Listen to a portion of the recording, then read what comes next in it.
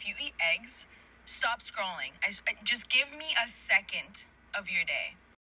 Eggs were used in scientific research laboratories as food for microorganisms. Unproductive bacteria and viruses such as strep, staph, Epstein-Barr virus, HHV6, herpes simplex 1 and 2, shingles, cytomegalovirus, even HPV, and retroviruses such as HIV. Actually, that is, that eggs were used to keep aggressive bugs alive, the same bugs that today give us endometriosis.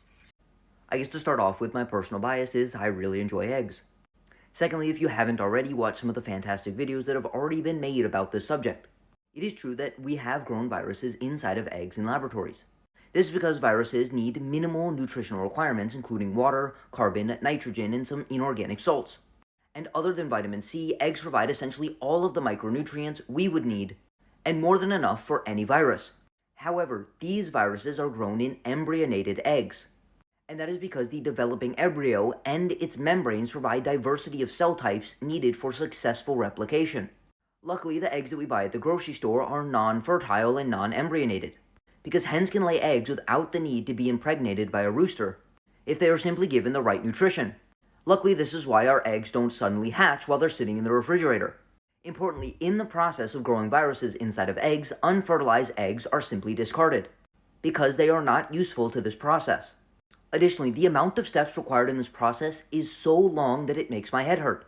You have to obtain pathogen-free eggs, they have to be in a perfect environment, for a perfect period of time, and be rotated at a perfect degree. And you have to make sure you wear gloves to keep everything as sterile as possible. You have to use special devices such as egg handlers, and they must be kept in a dark room. You have to repeatedly clean the egg handler to make sure it is not infected. You then must puncture holes inside of the eggs to carefully extract the virus without killing it.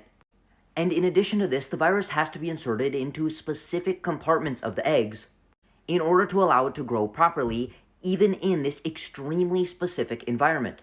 This simply does not happen in humans. The reason we even use embryonated eggs in the first place is because they can produce a lot of antibodies, which can allow us to study and understand different viruses and different vaccines, and even develop novel solutions for humans. Conversely, when we consume eggs, first, we're not consuming embryonated fertile eggs. Second, we have not injected these eggs with viruses and kept them in the perfect conditions for multiple days. We also cook foods, which decreases the amount of microorganisms within that food. And once pathogens are exposed to the acidic environment, which is our stomach, almost all of them are neutralized and destroyed.